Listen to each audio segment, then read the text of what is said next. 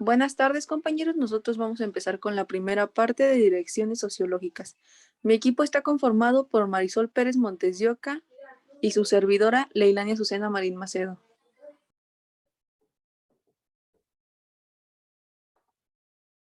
Bueno, las direcciones sociológicas intentan estudiar y descubrir el fenómeno criminal desde el punto de vista social y creen que los principales factores criminogénicos son los externos y no los internos. También se estudiarán las escuelas cartográficas, antroposocial y la escuela socialista. Escuelas cartográficas o estadísticas. Su fundador es Aldope Quetelet, de origen belga, y uno de sus principales exponentes es Jerry, de origen francés. Ambos contemporáneos y paralelos marcaron una dirección definida con su investigación. El crimen es un producto de la sociedad y deben estudiarse y aplicarse la existencia y distribución de los delitos que manejaban estadísticas judiciales en la sociedad, siendo los factores externos los prevalentemente importantes. Lambert Adolph Quetelet fue un astrónomo, demógrafo, sociólogo, catedrático que, pudiendo considerarse el fundador de las estadísticas, elaboró la curva de distribución normal, que es llamada la curva de Quetelet. Y bueno, esta curva se considera en la parte baja se encuentra lo que es la edad, que también pudiera ser el peso, estatura o cualquier característica que pueda ser mencionable. Y del lado izquierdo también podemos encontrar lo que es el número de sujetos, que pudiera ser uno, dos, hasta el número que sea necesario. Uno de los fenómenos que llamó su atención fue el problema de la delincuencia, y así su libro Física Social, escrito en 1835, va a señalar: los hechos humanos y sociales se rigen por las reglas generales que gobiernan los hechos naturales. Un solo método es válido para llegar a esta mecánica, y ese método es el estadístico. Debe buscarse en todo fenómeno colectivo la frecuencia media relativa. Su distribución será serial, etcétera.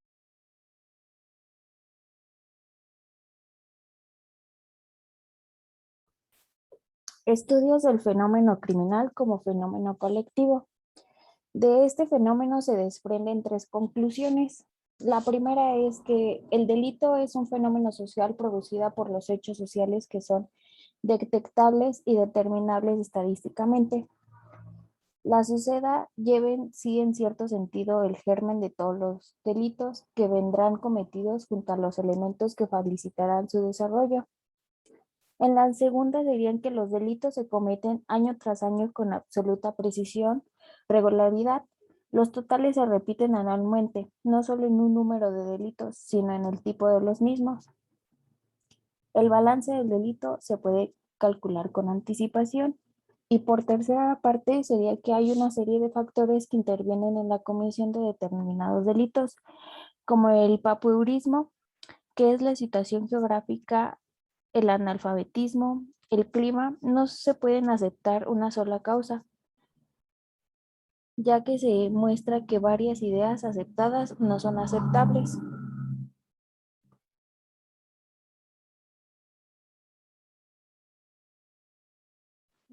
Leyes térmicas de Quetelet. Primera, en invierno se comete mayor número de delitos contra la propiedad que en verano.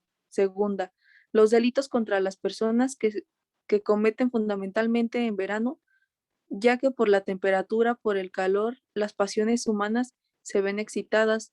Esto es también muy notable.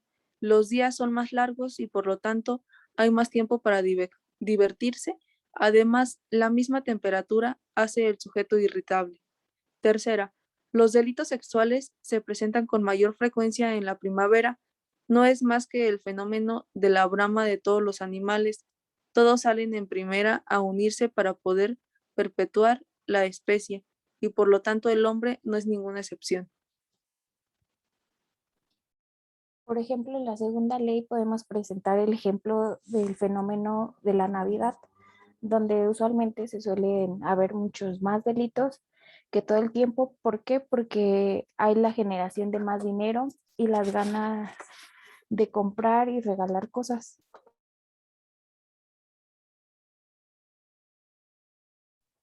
Y bueno, este es la curva de Quetelet, mostrándoles como un breve ejemplo de cómo es que funcionaría con las leyes térmicas de Quetelet.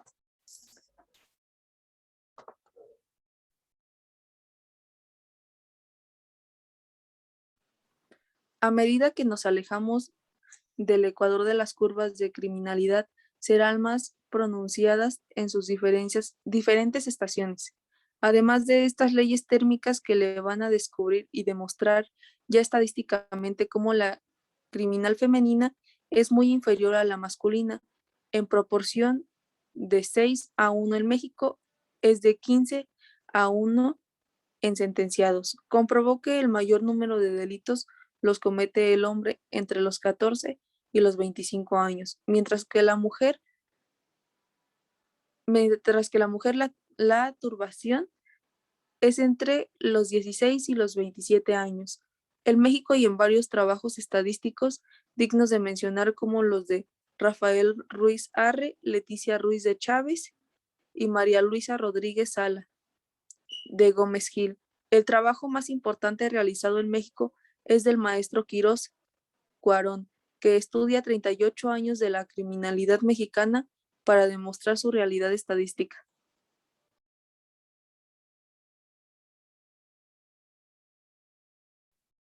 La escuela antroposocial. Bueno, la escuela antroposocial es también llamada Escuela de Lyon, por ser de la ciudad donde Martín y Locard tuvieron su centro de operaciones.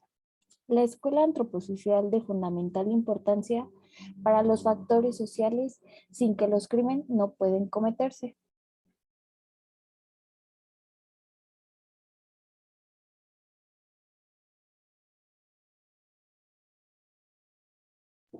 Alejandro Lacasagne era un biólogo y médico francés bastante y brillante. Se convirtió en el jefe de la escuela francesa, de la escuela Lyon, y también era un principal opositor del Lombroso, y su obra más conocida es la Medicina Judicial. La escuela francesa se encarga por la ascendencia que tuvo el químico Louis Pasteur, y a finales del siglo pasado, la escuela antroposocial francesa va a continuar con el símil pasteuriana, que el criminal es un microbio, y consideraban que el microbio como tal, en un estado de asepsia, cuando no está en un medio adecuado, es inocuo. Es totalmente inofensivo, pero si a ese microbio se le pone en su campo de cultivo adecuado, se va a reproducir, a convertirse en irritablemente virulento.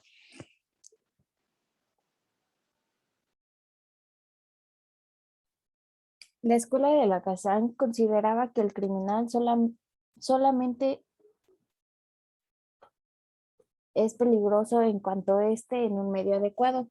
La escuela francesa combatió la idea del criminal nato del hombroso y es la primera en usar el término de predisposición. El criminal nato no está predestinado a delinquir. No existe tal criminal nato. Existen sujetos predispuestos a la delincuencia. Y teniendo esto en cuenta que el medio social es el caldo de cultivo de la criminalidad, el delincuente es el microbio, un elemento que carece de importancia hacia el día que se encuentra el líquido, que se le hace fermentar, lo que se hace girar el interés del criminal hacia la sociedad.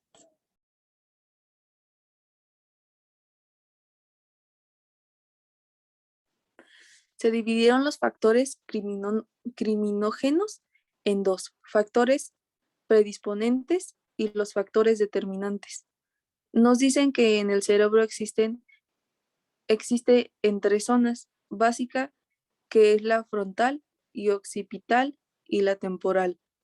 Zona frontal: están las funciones e intelectuales del sujeto. Zona occipital están las funciones efectivas. Zona parietal, las funciones volitivas. Debe de haber un equilibrio en estas tres zonas. Si no hay este equilibrio, el sujeto tiene trastornos considerables, como puede estar predispuesto el crimen.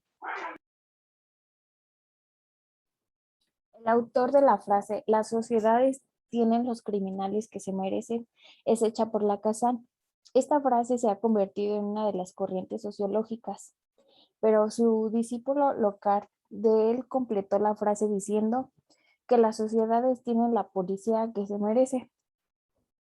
Esto dando a significar que no solamente la sociedad es quien depende de que sea alta o baja la criminalidad, dependiendo en el ámbito donde se desarrolle cada una de ellas.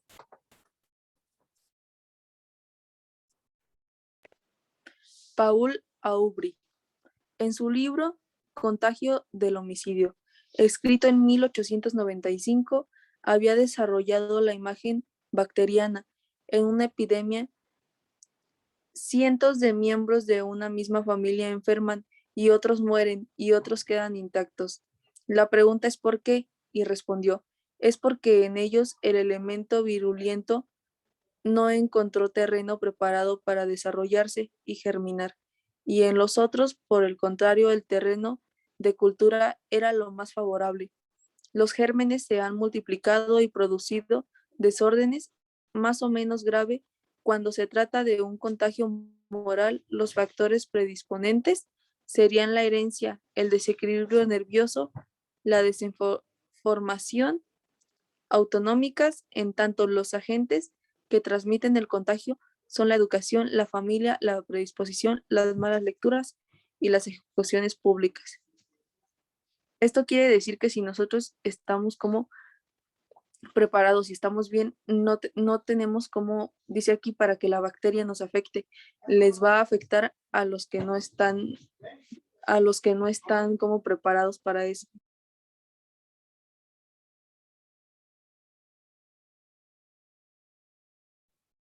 La escuela socialista. En el siglo pasado aparecieron una serie de teorías que son una reacción del industrialismo y a los imperialismos industriales y que buscan explicar los fenómenos sociales desde el punto de vista económico, creyendo que el mejoramiento o la solución a los problemas económicos resolverá el resto de problemas sociales, ya que la economía es la estructura y las demás son infraestructuras.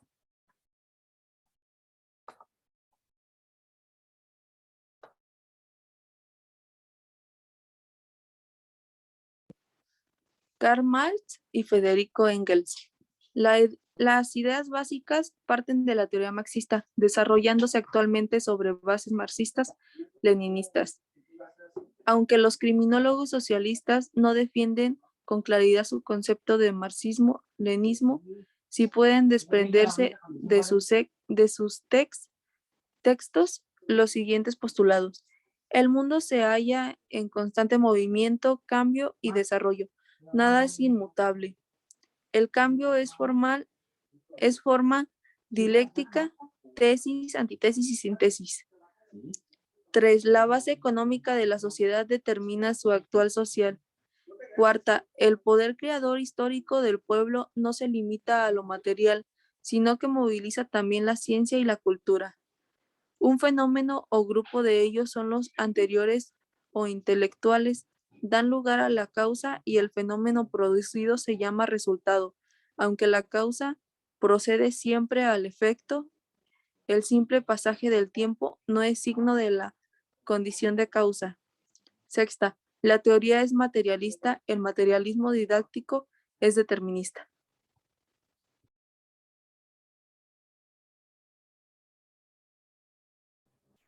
Así, partiendo de la teoría de Marx y Engels, el crimen va a tener una explicación económica, es decir, que el crimen va a ser producto de la explotación del proletario, de la desigualdad social y de la lucha de clases.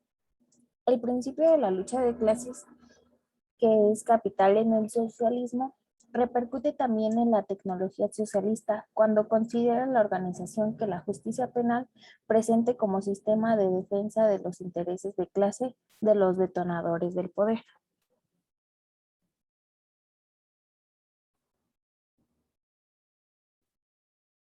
Por si esto fuera poco, el criminal rinde un servicio al agitar los sentimientos morales y estéticos del público e interrumpe la monotonía y la seguridad de la vida burguesa. Económicamente, el crimen quita del mercado de trabajo una posición excelente de la población, disminuye la competencia laboral y, por otra parte, la guerra del crimen absorbe otra parte de la población. Explica la violencia como algo dado en toda sociedad de las clases. Por lo tanto, cuando un revolucionario recurre a ella es para oponerse a la violencia establecida. La violencia solo desaparecerá cuando no existan las clases sociales. Puede desaparecer el Estado y con él la violencia solamente organizada.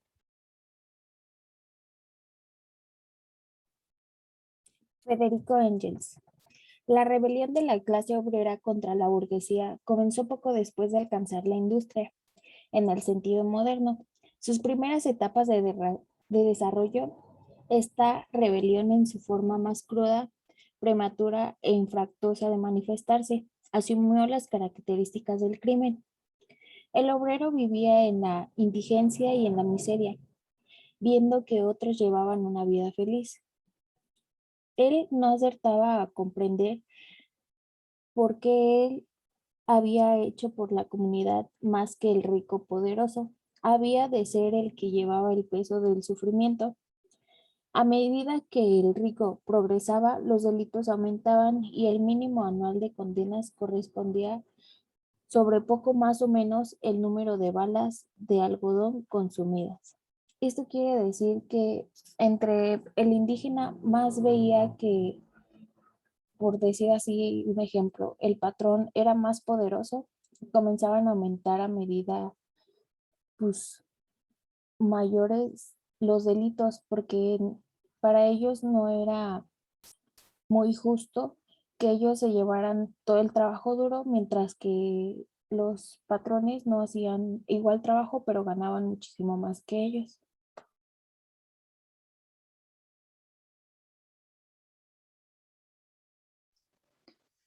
Piupo Turati.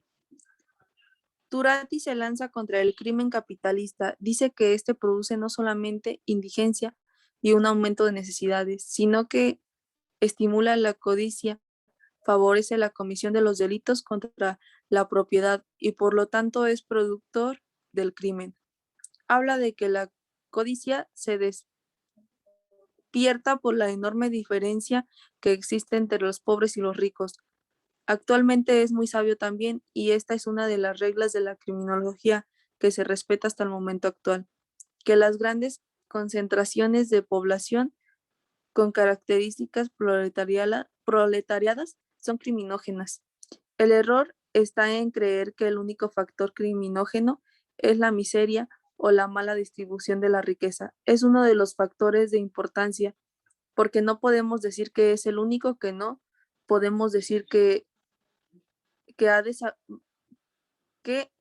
va desapareciendo. Las masas proletariadas desaparece el crimen, ni tampoco podemos decir que el hecho de ser proletariado es ya criminal. Lo que se puede decir es que el industrialismo, el capitalismo y el fenómeno proletariado son factores criminógenos. Napoleón Colajani acepta algunos de los postulados de la nueva escuela, como el estudio del hombre, delincuente en lugar del delito, la influencia de la herencia psíquica, las medidas preventivas, etc. Colajani fue un discípulo de Lombroso y causó este gran tristeza al separarse de la escuela por parte de la misma base. Sus consideraciones son casi mismas, pero él no se pone a explicar fenómenos criminales, sino más bien lo que busca son teorías socioeconómicas, busca el sistema económico mundial para la prevención de la delincuencia, llegando a una conclusión. Y nos dice que el régimen que logrará la mejor distribución de la riqueza sería el régimen mundial contra la criminalidad y que también a mejor distribución de la riqueza, menor criminalidad y que a mejor organización social, menor criminalidad.